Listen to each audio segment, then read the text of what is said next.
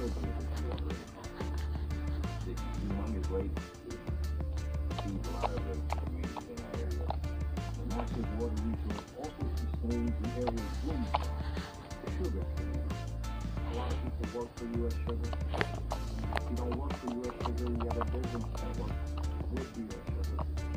This deep link to sugar dates back to the 1950s, when government subsidies pushed the production of the cash crop on U.S. soil, and imports of Caribbean cane products soon followed.